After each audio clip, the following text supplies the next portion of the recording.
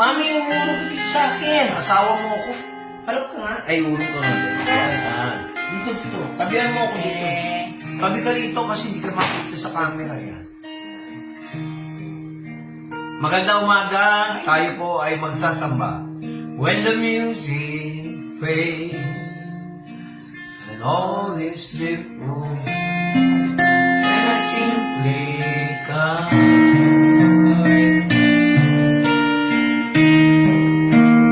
Just to bring something that's a word that will bless your heart. I will you more than a song, for a song in itself is not what you have required.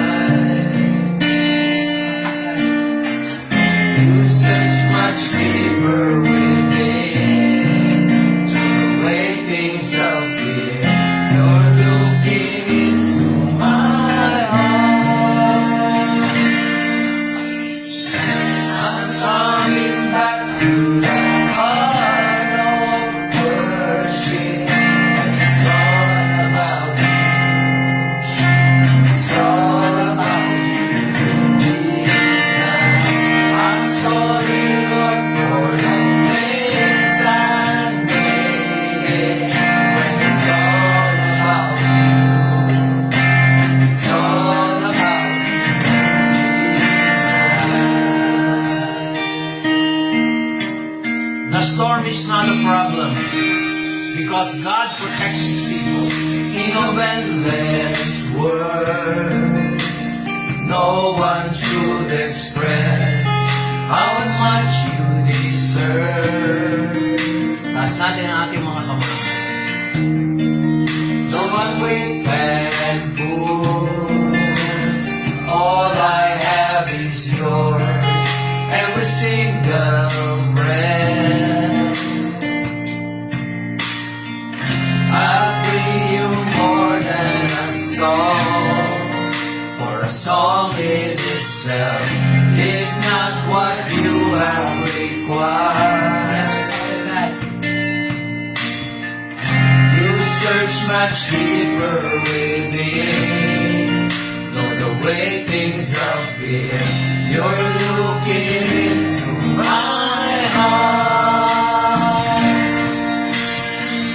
I'm coming back to the heart of worship, and it's all about you. It's all about you. It's all about you, Jesus. I'm sorry, Lord, for the things I made, and it's all about you. It's all about you. It's all about you, Jesus. I'm coming back to the heart of worship, and it's all about you.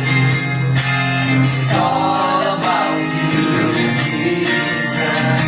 I'm sorry, Lord, for the things I made, and it's all about you.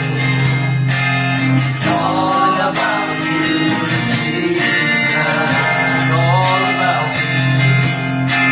It's all about you, Jesus. All about you. It's all about you, Jesus. Back to the heart of worship, and it's all about you. It's all about you, Jesus. Sorry, Lord, for the things I made, but it's all about you. It's all about you, Jesus. Lord, maraming bagyo ngayon na balita mula Lindol,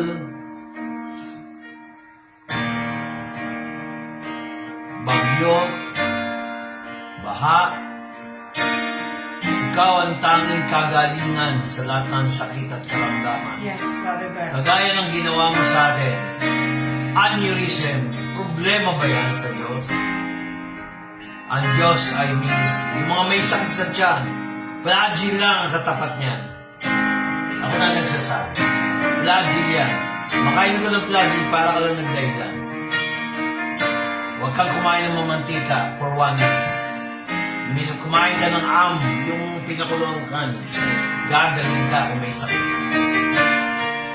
Kaya ating awitin to, and you heal your disease. Let's sing. Ito ang pangako yun. I am the Lord, your healer. Lord, lahat na may sakit at karamdaman, Luzon, Visayas, Mindanao, mahabag ka, Panginoon.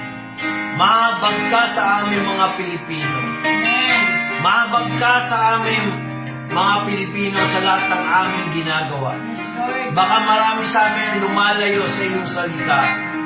Lumalayo na walang pag-ibig at pananampalataya. Lumalayo ayaw magsisi ng kasalanan.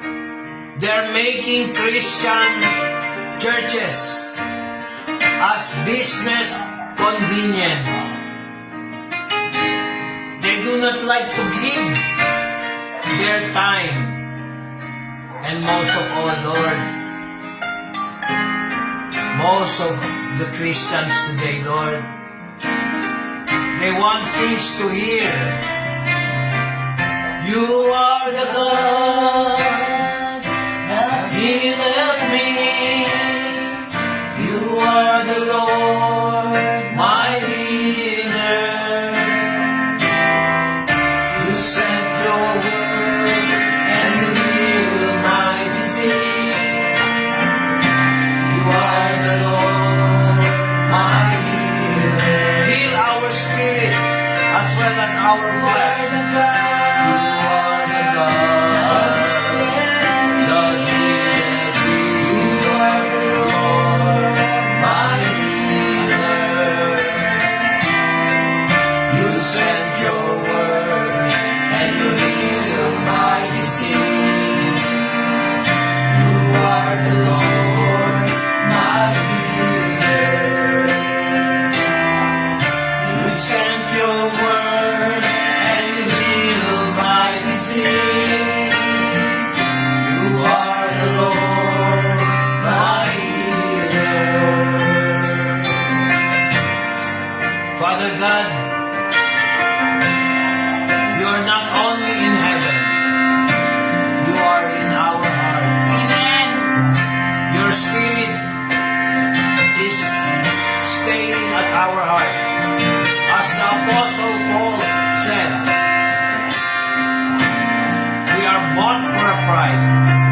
The Holy Spirit is in our hearts. God will make a way where there seems. And you know, Lord, the best solution.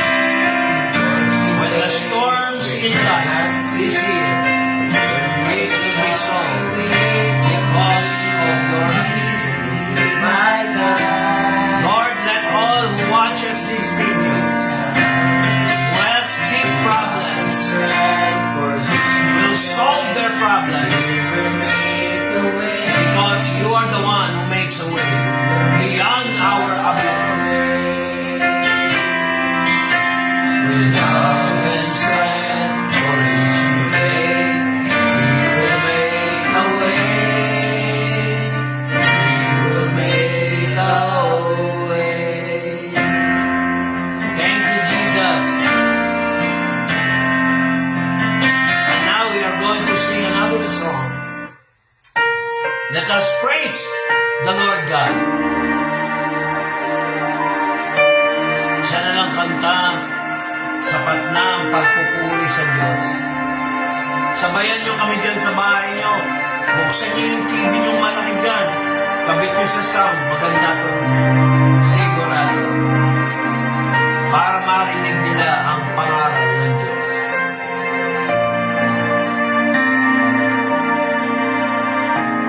I sing praises to your name. Oh Lord, praise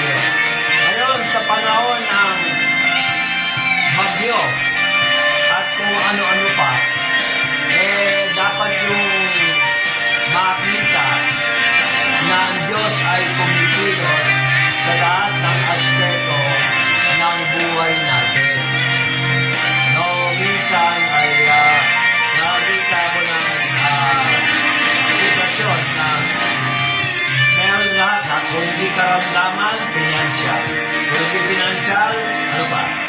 Ano mas makikita mo? Relasyon. Minsan, sakit sa pag-iisip. Diba? Hindi mo ngayon. Ano pa? Minsan, lindol. Bagyo.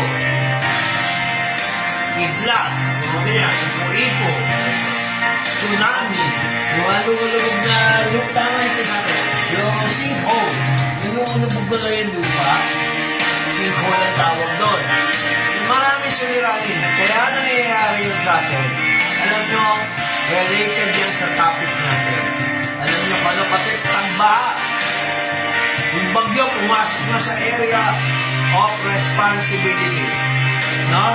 Flood control area of responsibility. Hindi natin makontrol eh. Dapat yung flood control project, makakontrol yan. Di ba? Nakakatawa lang. Pero hindi tayo nandito para mag-politics, mag-vlog. Nandito tayo para pag-aralan ano ba ang bautismo sa Biblia. Man. Diba yun ang maganda natin dapat pinag-aaralan? Sabihin nila kung masyadong malakas yung background. Yan. Medyo ininaan ko. Yan. So, mga kapatid, kailangan natin pag-aralan yung tinatawag natin yung tinatawag nating bautismo. Alam niyo? Ano? Ano yan? Yung mga magpapabautismo, sa inyo to. Tsaka sa mga taong nagtatanong, ano ba stand namin sa baptism? Diretso ang sagot. Ang baptism o water baptism ay bautismo sa tubig ng pagsisisi ng kasalanan. Amen. Pakinggan nyo ang Acts chapter 13, hanapin yung Tagalog, Acts chapter 13 verse 24, babasahin ko yung English.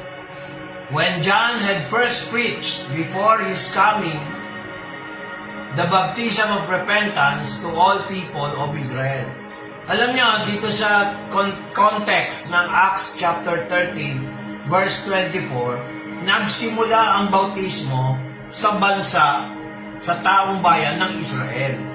Kasi yung New Testament, alam naman natin, obviously, continuation ng Old Testament.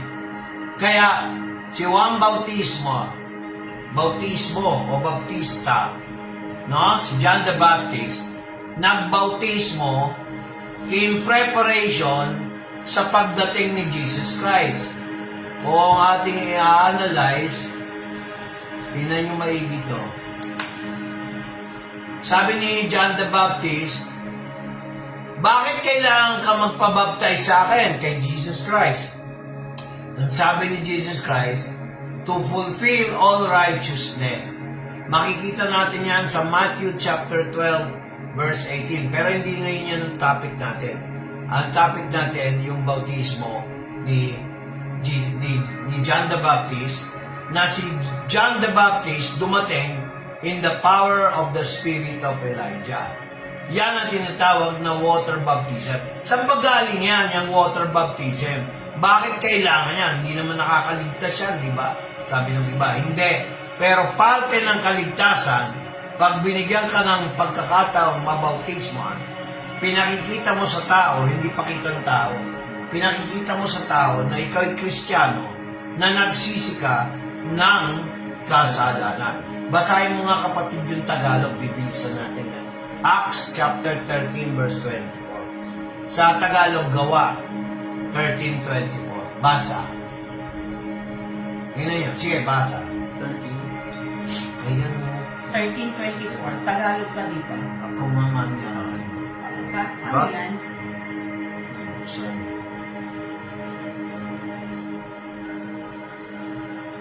Yan. Nakuksan ko na nga. Sige. Dasade. Yan. Bago pa siya dumating ay nangaral si Juan ng bautismo ng pagsisisi sa buong bayan ng Israel. O, hindi ba? Yung bautismo, bago tayo pumunta doon sa pinanggalingan yan, tingnan muna natin yung background. Ang water baptism ay para sa pagsisisi ng kasalanan. huwag kayo magpapabautismo kung hindi nyo alam yung dahilan. Kasalanan nyo. Bakit? Baka gusto lang nila ilubog. Gusto lang nila maligo.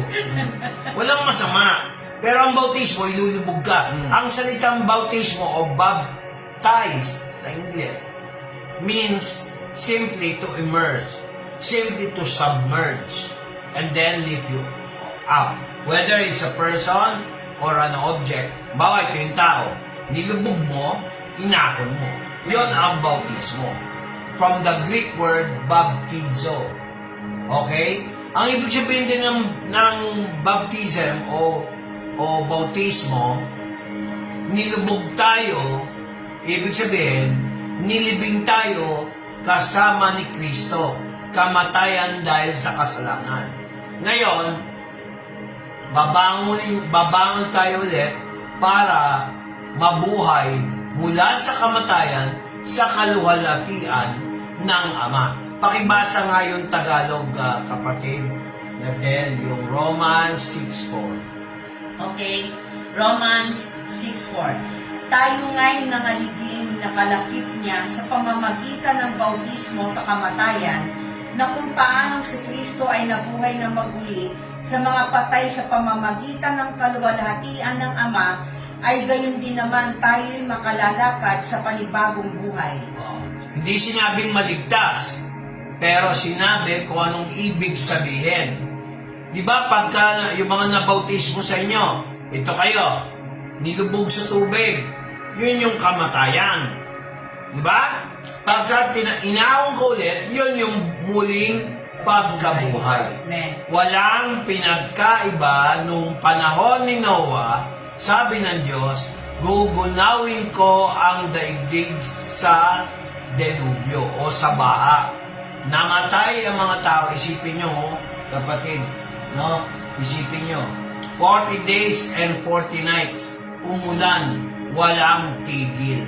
Grabe yun. Yun lang umulan sa Cebu. Ang dami nang namatay, mga kapatid. Ngayon pa kaya? You can never tell.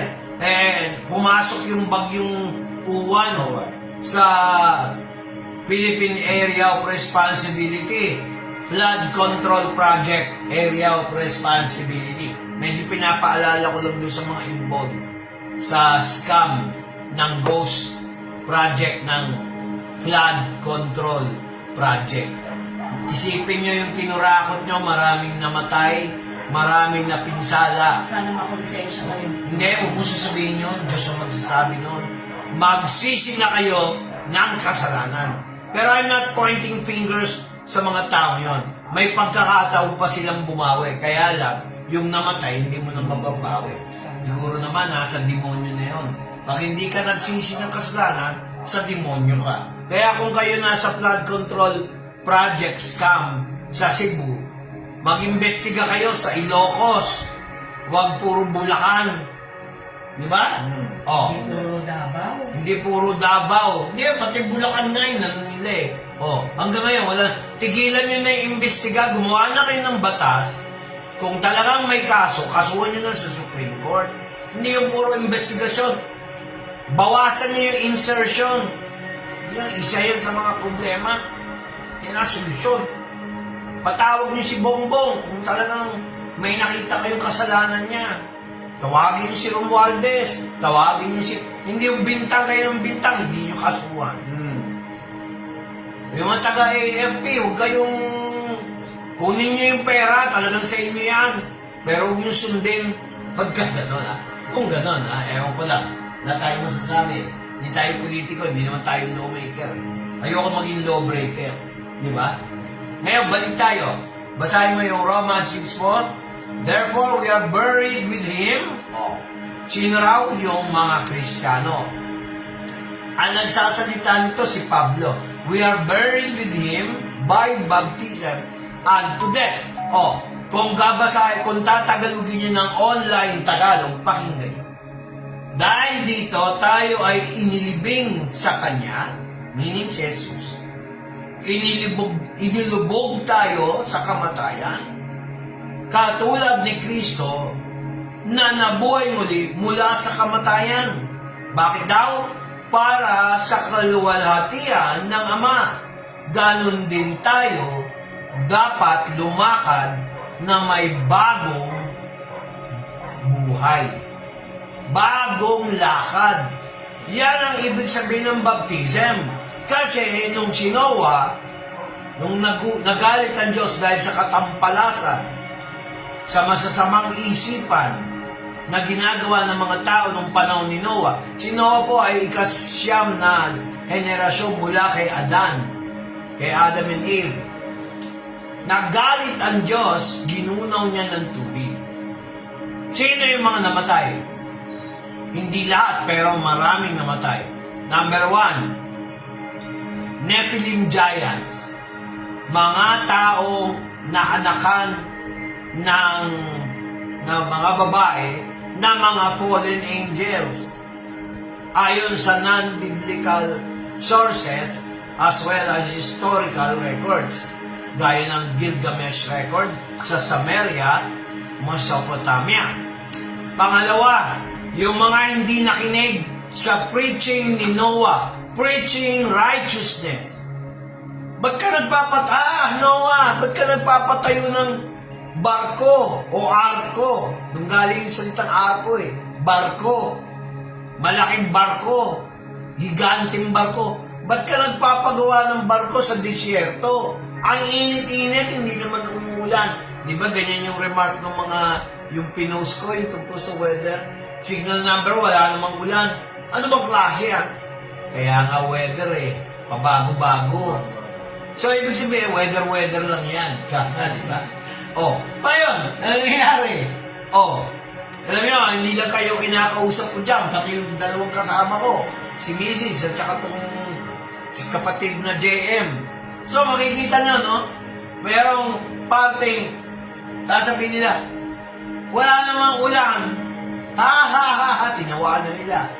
Nakakita ng Diyos yung pabor kay Noah na matuwid siya at tuwid sa pananampalataya.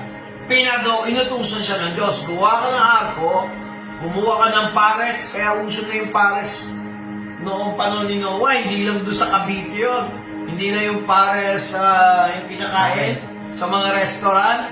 Di ba yung 7 pares, yung mga, hindi na nakuha yun sa Biblia. 7 pares is 7 pairs of clean and unclean animals. Ipinasok sa barko. Lagyan mo ng kwarto, lagyan mo ng oil, gopher wood. Ganito, 450 feet by 75 feet wide and 45 feet tall. Di barko nga. Pumasok sila doon. Binaha ng 40 days and 40 nights. Humupa ang baha 1 year and 10 days. 357 days, which is equivalent to 365 days a year. Mga kapatid, konting basic mathematics lang. Gets nyo? Which is 365 cubits by etc. Hindi na natin kailangan. Yun ang origin ng baptism. Ngayon, sabi nila, anong kinalaman ngayon yan sa panahon nyo? Hindi ba binabaha ngayon? Marami namatay. Kasi, huwag natin isisi mga taga Cebu. Magsisi ang buong taong bayan. Ba't nyo binoto yung hindi karapat-dapat? Hindi nyo pinag-pray. Di ba? Isa yon. Pangalawa, hanggat ngayon, pag-pray natin yung mga katampalasan nila, wala tayong karapatan, hatulan yung mga, sorry to use the word, yung mga gagong yon. Ang only way na magagawa natin, ipag-pray na magbago puso nila, kung may puso nga sila. Nakakalungkot mga kapatid. Pagsisisi panumpa ni Noah, tinuro na ng Diyos yan. Pagdating ni John the Baptist, hindi na bahang pinairal. Bautismo, ilulubog ka sa Jordan River, aawa. Dumating si Jesus Christ. Di ba dapat magpapabautismo ka sa akin? Sabi ni Jesus Christ, hindi. Kailangan tuparin ko yung tama. Kaya yun ang pinaka-doon. Kaya yung bautismo represents, hindi yan ang kaligtasan. Representation, a figure of baptism, the death, and rising again. of Jesus Christ. Na tayo nag-participate na may meaning. Hindi yung sunod tayo ng sunod. Religyoso ka nga, hindi mo naman alam kung ano yung ginagawa mo. Yun ang pinagkakaiba ng taong tapat na may pananampalataya. Amen. Faithful people are not blind. Religious people are blind. Oh, bakit ka magiging blind? Hindi mo nga alam kung saan sa Biblia kinuha eh. O dito, yan ang bautismo. Ayan yung supporting verse, mga kapatid. Hindi turo ni Pastor Vic yan. Turo ng Biblia yan. Amen. O, ano pa sabi rito? Yung ating pagkamatayan at mulang pagkabuhay ay gawain ng Diyos. We will be buried in Christ, we will rise with Him. Yan ang meaning ng baptism. Pakinggan nyo, Romans chapter 8, verse 11. Pakibasa nga, kapatid. Okay. Ngunit kung ang Espiritu niyaong bumuhay na magmuli kay Jesus ay Tanda, ulitin mo. Ngunit kung ang Espiritu niyaong bumuhay na magmuli kay Jesus ay tumira sa inyo, ang bumuhay na magmuli kay Kristo Jesus sa mga patay ay magbibigay buhay naman sa inyong mga katawang may kamatayan sa pamamagitan ng kanyang Espiritu na tumitira sa inyo. Tingnan nyo ha, take note. Ano raw yun? Pinag-uusapan, makinig kayo ba iga? Kanina, tubig ang pinag-uusapan natin, bautismo. Ngayon, ang pinag-uusapan naman dito, yung Holy Spirit na nakatira sa templo niya. Amen. Sino yung templo niya? Yung katawan natin. Katawan. Yung katawan natin, templo ng Banal na Espiritu. Tayo'y, dahil kay Kristo, inilibing tayo kasama si Kristo sa kamatayan. Dahil nga sa kasalanan eh. Pero, hindi ibig sabihin, pag nailibig tayo, hindi na tayo mabubuhay ulit. Yung ding Espiritu na bumuhay kay Kristo, siya rin ang Espiritong bubuhay sa atin sa pamamagitan ni Jesus Christ. But the Spirit of Him raised up Jesus from the dead dwell with you. He has raised up Christ from the dead, shall also quicken your mortal bodies by what? By pastor? Hindi. By His Spirit that dwells in you. Kaya huwag kayo maniniwala, pag may sakit kayo, hindi kayo gagaling.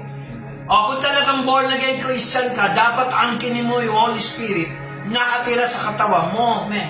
O, isang salita ko lang dyan. O, may mga, hindi ko na babanggitin yung pangalan para naman makatawanan. O, yung may nagtatai dyan. O, huwag kang kumain ng mamantika. Uminom ka ng flagyl.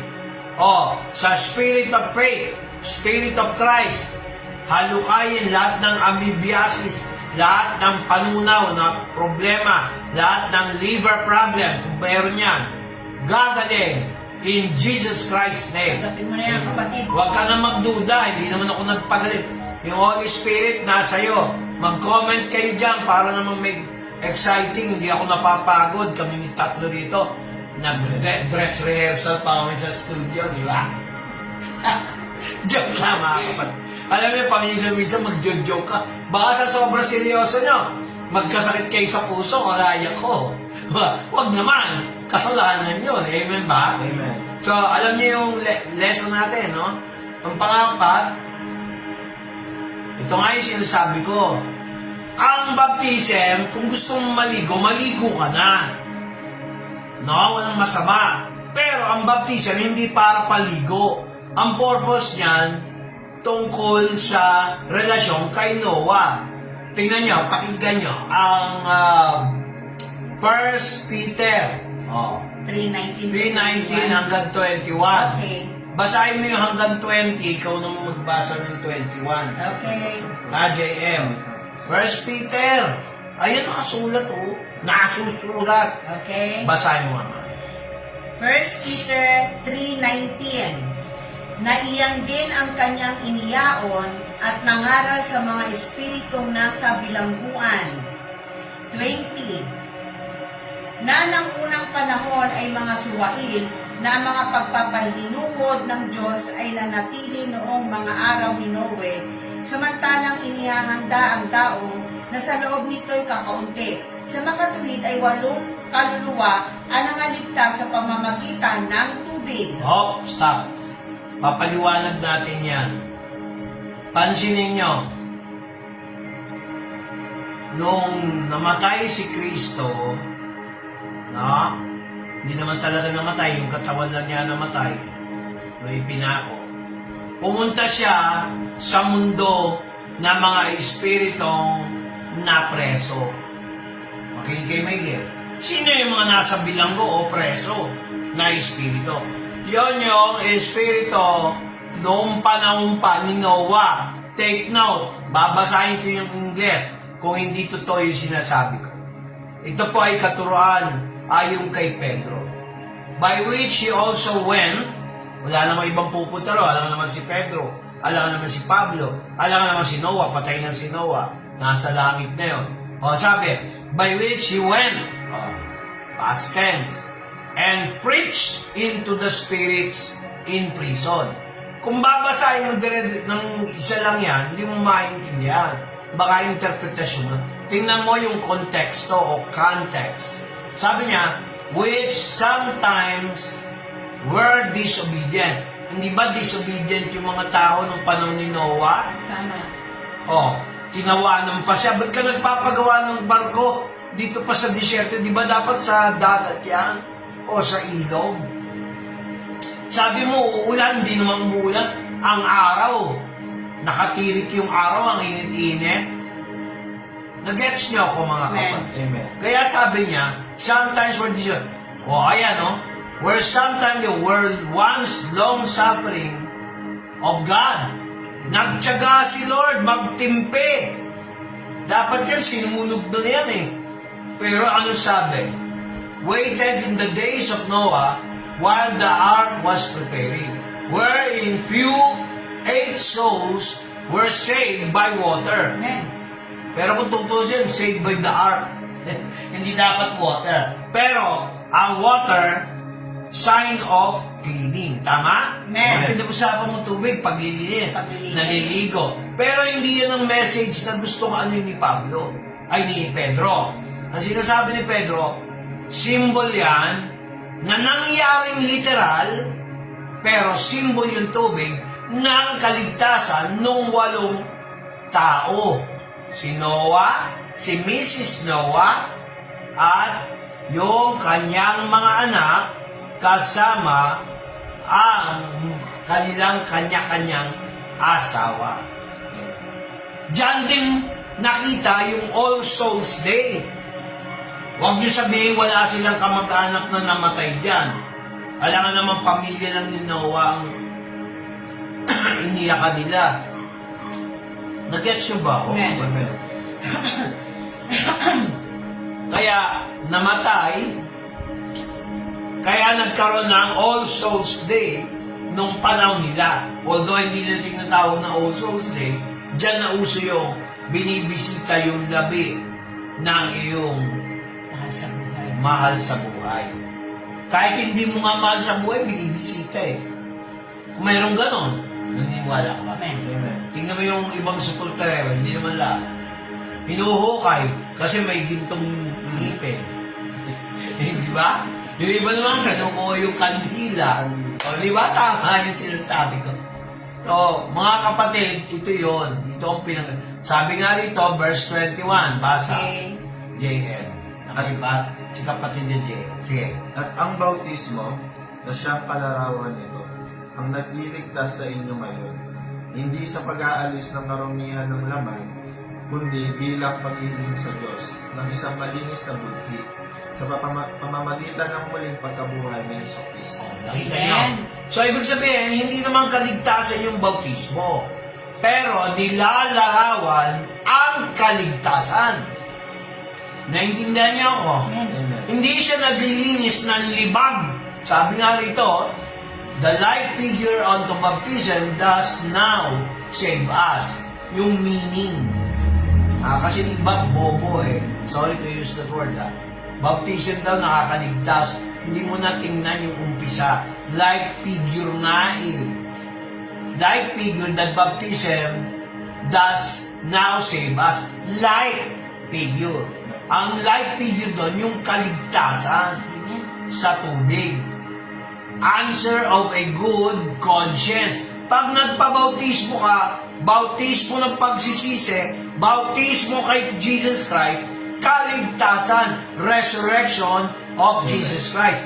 Death and resurrection of Jesus Christ, represented by immersion sa water, buried with Him, umahong ka mula sa tubig, resurrection. Amen po ba? Amen. So maraming hindi nakakaintindi niyan. May another supporting verse po dyan. Baka sabihin nyo, ay, interpretation lang ng Baptist yan. Interpretation lang ng Methodist yan. Interpretation lang ng JIL yan. Interpretation lang ng full gospel. Hindi. Mismo ang Bible nagtuturo. Pakinggan nyo, ito nagturo si Pablo. Dito nagturo si Pablo sa mga taga-Epeso. Ephesians 5:26 na, kapatid. Okay. That they might Upang kanyang Yeah. pakabanalin ito na nilinis sa pamamagitan ng paghuhugas ng tubig na may salita. Oh, take note. Na may salita. Hindi tubig na literal yun doon. Diba? Oh. Naintindihan niyo ba? Amen. Totoo. Katulad ng nanganganak, para doon sa mga taong nakaranas manganak na babae. Siyempre, lang namang lalaki. Nanganak. Oh, di ba ang baby, bago ipanganak, nasa loob ng tubig? Yes or no? Yes. May tubigan. Oh, ano yung umbilical cord? Daanan ng nutrients at saka hangin. Water and spirit para mabuhay yung baby sa sinapupunan. Pag-release, sisingaw yung tubig, mawawala, tatanggalin yung bata sa bahay bata, gugupitan yung pusod, yung umbilical cord. O, kasi nalagyan na siya ng water and spirit, nabuhay muli. O, mga kapatid, maraming proof ng Biblia kahit sa logical sense, sa science, katulad ng panganak, related dito. Figure nga eh. Cleansing, washing of the water by the Word. Hindi yung tubig mismo. Pero sabi doon sa isang talata, saved by water. 8 souls were saved. Naalala niyo yun? Oh. Kaya mga kapatid, alam niyo na kung anong ibig sabihin ng bautismo. Paglilinis para magkaroon ng konsyensya. Kaya ka nagbautismo kasi nakukonsyensya ka. Amen po ba? Amen. Kaya importante yan. Kaya kung magpapabautismo kayo, entiendes nyo dapat ito.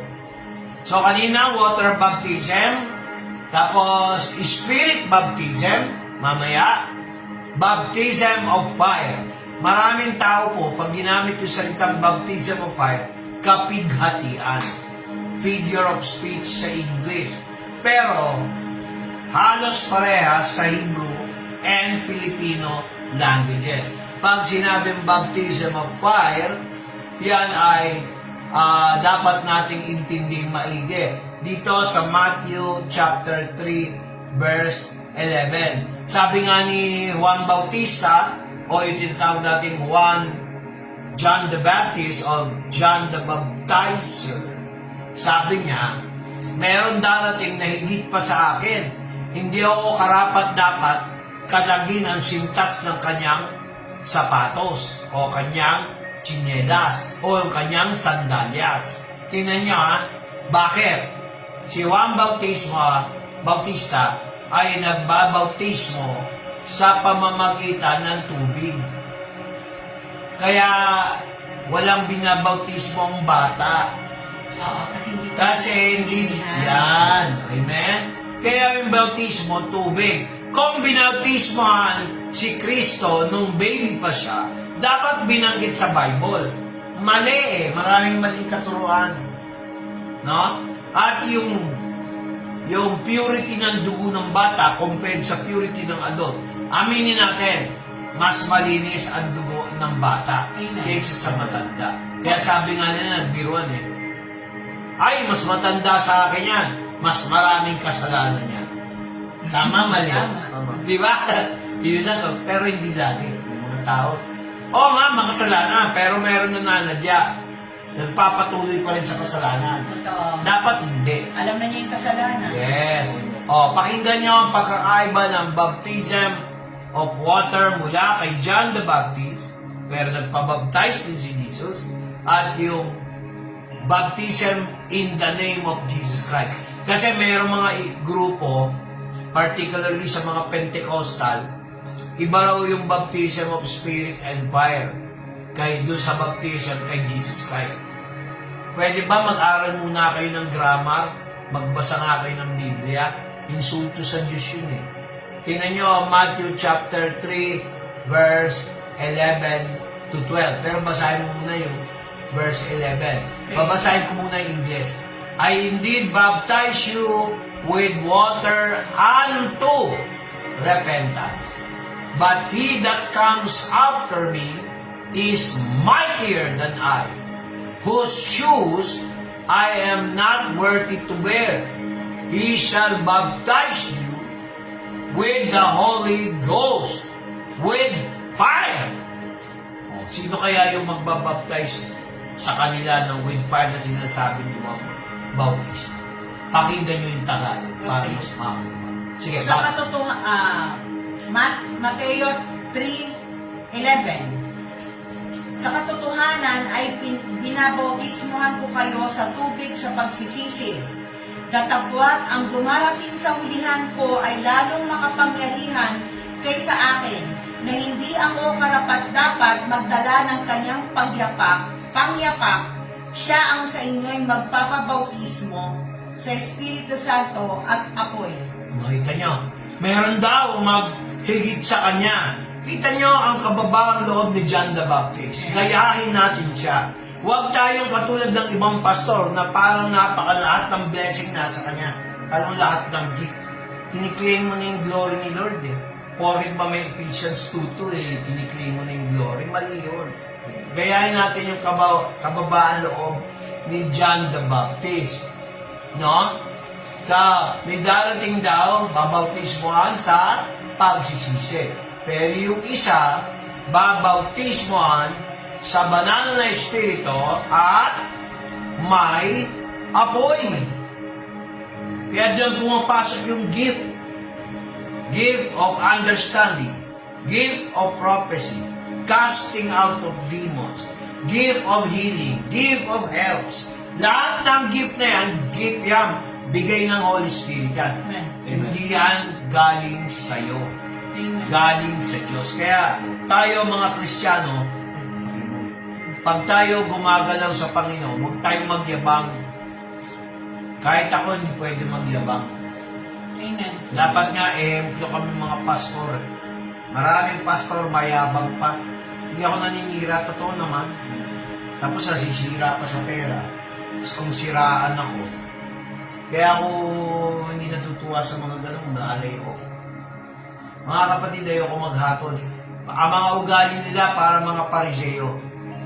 Pinatawad ko na sila. Pero tingnan mo pa rin sila hindi nagbabago. Makakalungkot kaya. Pakinggan nyo yung Matthew 3:12. Tanda mo yung babasahin ko yung English. Whose fan is in his hand. He will thoroughly purge his floor. Gather his wheat into the garden. But he will burn up the chaff with unquenchable fire. Okay, basa Tagalog. Nasa kamay niya ang kanyang kalaykay at lilinisin niya ang kanyang lihikan. Titipunin niya ang kanyang trigo sa kamali. Kasama. Subalit ang ipa ay susunugin niya sa apoy na hindi napapatay. Ibig sabihin si Jesus Christ, may power, Holy Spirit, and fire na hindi namamatay. Kaya siya yung may susi sa langit eh. Siya yung may susi sa impyerno, kaya niya. Tingnan nyo kung gaano kapangyarihan ni Jesus Christ. Amen. Amen. Tapos, sabi na ay si Jesus ka na. Meron ba namang kalaykay, ilalagay niyo dun sa pugon, kukunin niyo yung trigo, yung mga natitirang branches, hindi naman lahat kasi yung pang-harvest, susunugin sa pugon. Mga kapatid, tayo ba ay Kristiyanong ilalagay sa pugon na may apoy, na walang katapusan, o tayo ilalagay dun sa kanyang ano yung bodega? Anong sabi niya?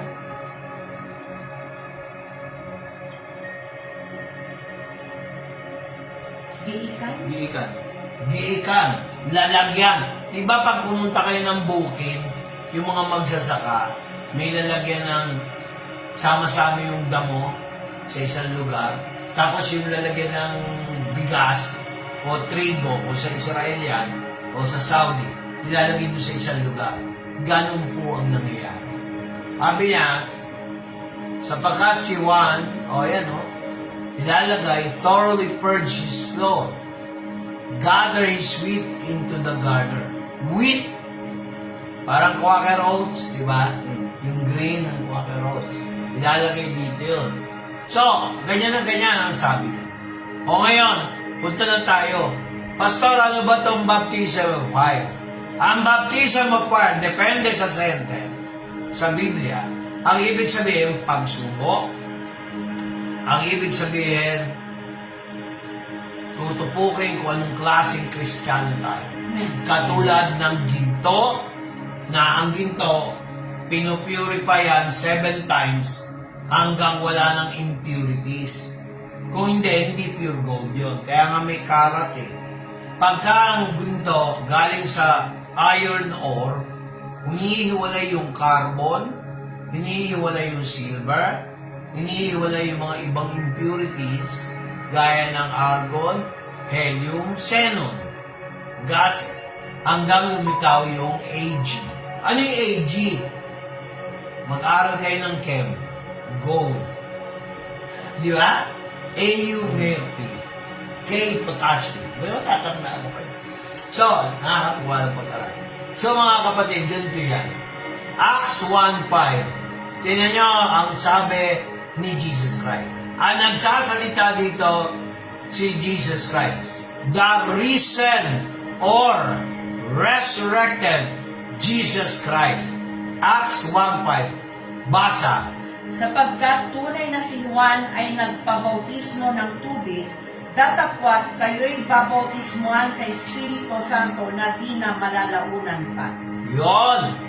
Kaya tayo mga kapatid, magkakaroon tayo ng water baptism at kung loloobin ng Diyos, magkakaroon tayo ng spirit baptism. Amen. Diyan lalabas lahat kung Kristiyano ka.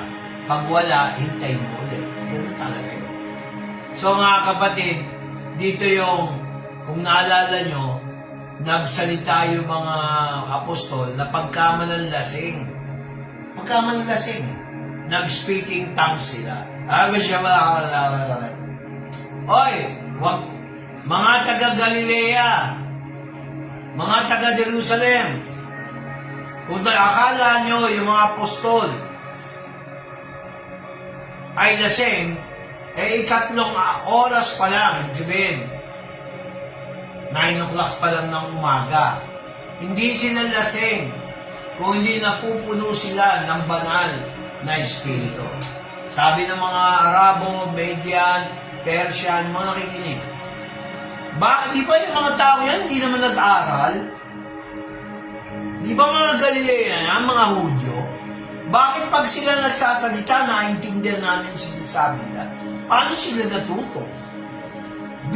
Kinasihan sila ng banal na espiritu dahil nabautismoan sila ng espiritu at apoy. Okay. Amen. Kaya may tongues of fire. Minsan mamamani ka siya. Para doon sa mga may vision, ikaw, magagamit mo yun. Huwag ka lang mag-iayabang. Hindi mo nagyabang si Mrs. Amen ba? Amen. Tingin ka naman sa screen para kasi Diyos yun. Yung sa dating daan. Yung dating doon. Nakaganon. Para tayo nasa... Ano po, Pastor, yung Bible po? Pero kung masyadong mababanggal, kasi para kasi Diyos yung natutulog. Di ba yung kasama ni Elise, ni Pete, Brad Pitt, Alien. So, may tatlo tayo. Oh. Kaya mga kapatid, pinapatawa ko kayo. Kasi, pagka masyado kayo seryoso, mawalan ka ng gano'ng makinig. Oh, tingnan nyo, no? So, ganun din yung sinabi ni Jesus.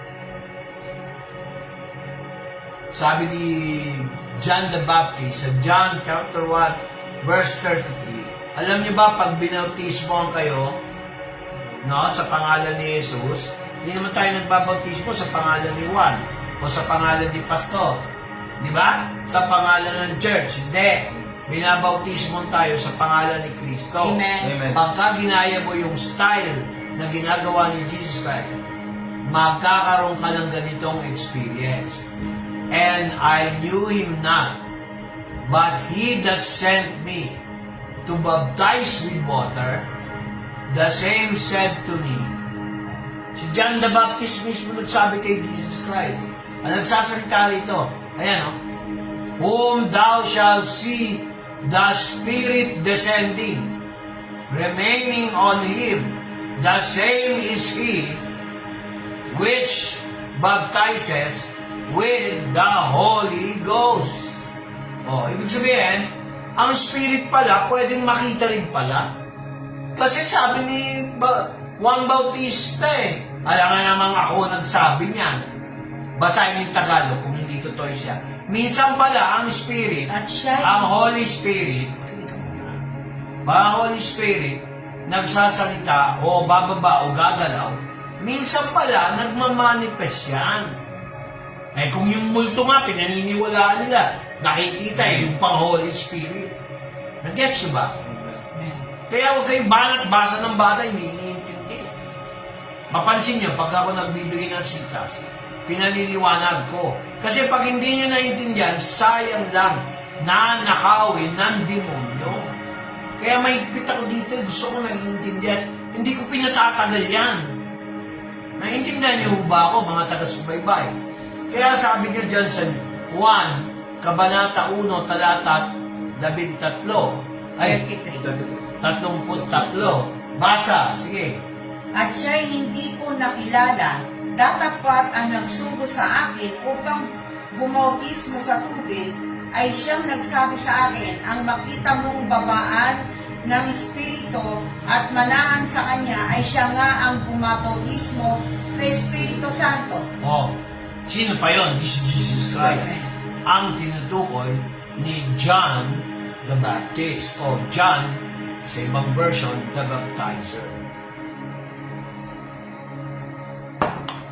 Nawa, wag hadlangin ang banal na Espiritu na maunawaan nyo ang aral. Hindi yung nagmamadali, bilisan mo naman dyan, Pastor. Ang hindi nila alam, pinag-uusapan natin ang bautismo ng banal na Espiritu. Acts 19:4, sabi nito, sinabi ni Pablo, si John the Baptist daw, no, nagbaptize tungkol sa pagsisisi. Pero yung mga nananampalataya kay Kristo Jesus, kakaiba yun. Kaligtasan. Bautismo ng kaligtasan. Hindi lang naman bautismo ng kaligtasan ang meron Meron nga bautismo sa Espiritu sa hangin. Mamaya, may example tayo niya. Acts 19:4, pakibasa muna para maintindihan. Dito, ikaw. Acts 9, Tagalog. Sinabi ni Pablo, nagbautismo si Sino Juan. nagsabi? Pablo. Okay, tuloy. Nagbautismo si Juan ng bautismo ng pagsisisi na sinasabi sa mga tao na sila ay manampalataya sa darating na kasunod niya. Sa makatuwid ay kay Jesus. Amen. Kasi ganito yan, amen. Alam mo anong panahon na yun, si Juan Bautista lang ang kakilala nila. Parating pa, magpinsan yan Lamang, mas matanda si John the Baptist kay Jesus Christ. Amen. Kaya nagpabautismo si Jesus Christ sa pinsang buo niya. Anak si John the Baptist o baptizer, John the Baptizer, anak ni Elizabeth. Magpinsan sila ni Jesus Christ. Nakita si Elizabeth at saka si Maria na nanay ni Jesus. At tumalon yung baby, kumilos, sumipa. Ewan ko kung nag-aerobics yun. Nung narinig niya yung pangalan ni Jesus sa bibig ni Mary. Pareho silang naglilihi. Yun yung nagkita sila. Lumundag ang bata sa aking tiyan nang marinig niya ang pangalan ng aking Panginoon. Kausap niya ang nanay ng Panginoon. So mga kapatid, marami kayong matututunan sa salita ng Diyos. Amen. Ang bautismo ay para sa pagsisisi. Kaya ang mga Pariseo, puro yabang, hindi naman lahat, pero ilan lang ang matino, nagpabautismo para public display lang. Pakitang tao, hindi nagsisi ng kasalanan. Mga kapatid, panahon pa ni John the Baptist, pagsisisi ng kasalanan, tamang pagsamba ang tinuturo. Ngayon, dumating si Jesus Christ, ipinako pa. Hindi siya pinaniwalaan kasi ang dating niya, ordinary. Para yung pastor niya, ang tingin nila mababa. Walang dating. Ganun ang mga tao eh. Pero hindi nila iniisip yung aral ng Diyos. Ngayon, meron tayong wala rito sa notes. Makikita natin yung, naalala niyo yung mga kapatid, last na to, no? Naalala niyo ba yung dumaan ang Israelita, ang pangunguna ni Moses sa Red Sea? Naipelikula pa nga yung Ten Commandments. Bumuka yung tubig, dumaan ang mga di ba? Hindi sila nabasa, yung mga Israelita. Dumaan. Sinundan nila yung ulap, ang glory ng Panginoon. Hindi sila nabasa, nakaahon sila, lagpas ng Red Sea, na nahati sa dalawa, nagyelo, dumaan sila doon. Alam mo ba na nabautismoan sila sa Espiritu? Papatunayan ko sa inyo yan, hindi ako nagsabi niyan, si Pablo. Hindi tubig, hangin, Espiritu. 1 Corinthians chapter 10, verse 1 to 2, kasi wala rito sa notes ng kapatid eh. 1 Corinthians chapter 10, verse 1.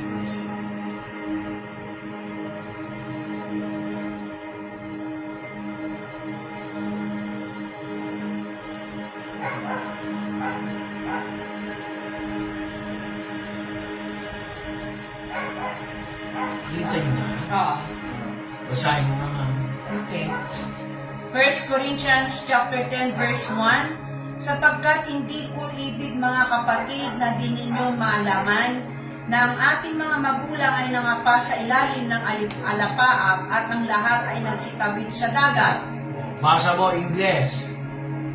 1 Corinthians chapter 10 verse 1. Ako na magbabasa. Moreover, brethren, ang sasalita si Pablo, example niya sila Moses at ang Israelian, dumaan sa Red Sea. I would not that ye should be ignorant. Sabi ni Pablo, ayoko maging ignorante kayo mga taga-Corinth, mga Corinthian. Kayo mga taga-Corinthian garden. Ay hindi, yun yung sa Ortigas. Kasi Corinthian. Diba? Moreover, brethren, I would not that you should be tanga. Ayaw ni Pablo maging tanga tayo. Kaduso ng demonyo, maging tanga tayo sa salita ng Diyos. You should be ignorant.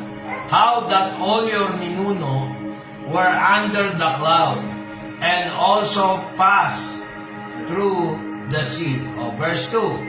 And were all baptized unto Moses in the cloud and in the sea.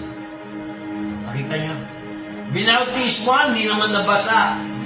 Dumaan sa Red Sea. O papatunayan ko yung Red Sea, saan ba yun? Exodus 40 verse 38. Sinundan sila. For the cloud of the Lord was on the tabernacle by day, fire as on night, in the sight of God, throughout all their journeys. Pag sinabing throughout all their journeys, sinamahan sila ng Panginoon, His Holy Spirit. Pag daytime, poste ng apoy, para may ilaw, kasi wala namang silang lampara, wala namang Meralco nung panahon yan. Wala namang silang mabayarang monthly. Di ba? Hindi kikita si Lopez, ay si Manny Pangilinan. Kasi Meralco eh. Eh ngayon, si Lord na mismo ang liwanag. Sa gabi, pag daytime na mausok, itim na usok, sinamahan sila. Kaya doon sa Red Sea ko ating pag-aaralan, maraming reference yan. Ayan sa Exodus 13:21, sinamahan sila ng Diyos by pillar by night, pillar by day, by fire. Pag gabi, pag daytime, pillar of smoke. Kaya mga kapatid, pag kayo nag-aaral ng Biblia, gusto ko inuunawa nyo. Kasi napaka-importante, kapatid, na ang bautismo may historical origin. Ngayon, ano ngayon ang apoy ng banal na Espiritu? Yun yung sa puso mo, lumilingas, parang apoy ang banal na Espiritu. Pag nagsalita ka, may dating sa tao. Pero remember this, hindi lahat ng tao tinatablan ng apoy na yan pag kinakausap mo. Why? Alam na ng Diyos kung sino maliligtas. Kahit na magdadaldal ako, kung hindi kayo makikinig, puro gumagawa tayo ng katampalasan, ay walang mangyayari. I hope na-enjoy nyo ang ating aral. Mas higit pa to sa communion. Dahil salita ng Diyos ay communion. Mga kapatid, nakita nyo naman ang kagandahan at kapugian ng mga nandito sa harapan ng screen.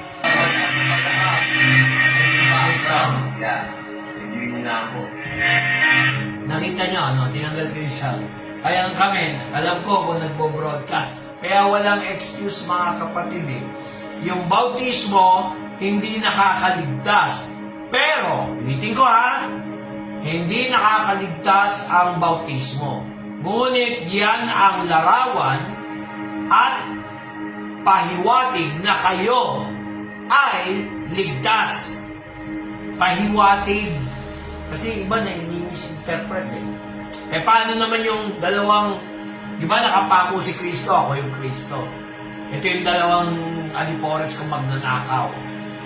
Yung nandito sa kanan, yung mabait. Hindi yan si Magdalena, misis ko yan. Yan. Naniwala siya kay Kristo. Di ba? Tinanggap niya si Kristo. Hindi naman nagpabaptaya. Teka, bababa muna ako, bautismo niyo ako para maligtas. Hindi ganon. Tapos yung isa naman, niligtas mo yung sarili at kami. Nakita niyo ang pagkakaiba. Yung isa naman, wala siyang kasalanang ginawa. Dapat lang tayo magdusa. May repentance. Naintindihan niyo ba? Kaya ang bautismo, hindi naman kailangan. Pero, pag may opportunity, may tubig.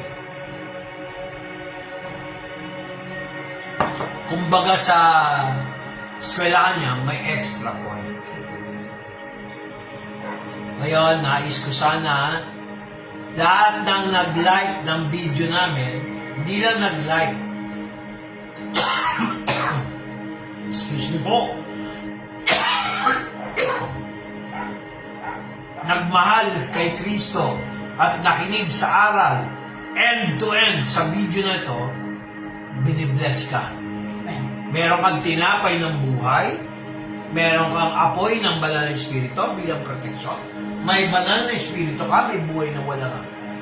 At totoo kang tumanggap kay Kristo. Pero sa tao ayaw makinig sa akin, wala akong magagawa. Ibig sabihin, mas gusto mong makinig sa demonyo kaysa sa akin. Ganun lang ito. Sorry ako hindi nagpaparinig. Na-acknowledge namin ang presence ng Bacolod family, si Carl, si Salamat. Blessy Grace, Amen. at iba pa na hindi ko pa nakikita. Okay? Si Marcel, si Alia, si Isa, si Carl, si Bless, and others. Kung sino man pa po yan. Lahat po ng mga nakakonekta po sa amin, maraming po salamat sa pagsama sa amin. Pasalamat tayo kay Lord kasi umiwas ng direksyon yung bagyo. Di ba, nagbiro pa ako sa iyo noon, kaya gusto ko pumunta ng Amparo. Mga balita ngayon, ito po ang lagay ng panahon. Nandito na po sa Metro Manila ang bagyo. Ops, babalik. Lumipat ng Quezon. Ops, bumalik. Lumipat ng Lawag. Kasi daw may flood control project, area of responsibility. Ops, babalik, nasa Davao. Ops, lumipat ng Cebu. Ops, lumipat ng flood control project, area of responsibility. Sabi nga nung isang artista, dapat i-donate na lang yung tax kaysa ibigay mo dun sa masakit yun. Hindi, totoo. Wow, wala nang tiwala. Kaya hindi natin makukuha sa batikos ang mga tao. Alam niyo kung saan? Pray in the Spirit. Avoid pointing. Magsisi na tayo na ating mga kasalanan. Yun lang, hindi mag-pray, kasalanan. Alam niyo ba, pag nagpe-pray tayo sa Panginoon in the Spirit, with a good heart, a good conscience, alam niyo ba kung ano nangyayari? Prayer of the faithful. Sige ba kayo? Moves mountains. Pagpapala, pag mabait kayo sa lingkod ng Diyos, pagpapala. Hindi yung dahil binigyan nyo na ako ng hopya. Hindi yon. Pag kayo sumuporta sa gawain, hindi lang kayo nagbigay sa pastor nyo. Masarap yung puto bongbong. Nagbigay kayo. Magbigay. Ito, Giselle, ha? Para si Giselle. Dating doon tayo, ha? Mamaya. Sabi mo, sasalita ako sa ka. Wala yung control yung bibig mo, eh. Hindi, pinagsabihan kita, eh. Mali na naman ito. Sa ayaw niya mapagsabihan. Sige, magluto ka. Huwag ka magluto, ha? Magagalit ang Diyos, eh. Hindi masarap ang luto. Mamadali, anong oras lang? 10:20 lang? Ang aga-aga, eh. Oh. Ang kulit mo naman, eh. Sige na, tumayo ka na, magluto ka. Sarapan mo yan, kundi lag ka, bibigwasin kita. Mga kapatid, yan yung mga taong ang Diyos nila yung 10, eh. Kaya ano, eh. Ginugulo mo yung gawain.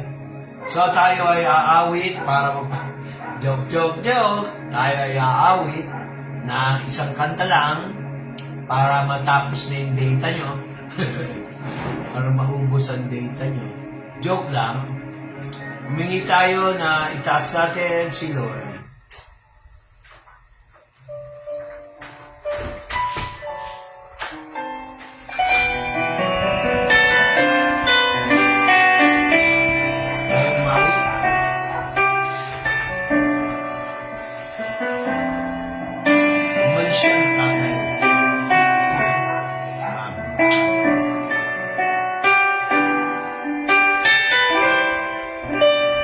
Taas natin ang pangalan ni Jesus.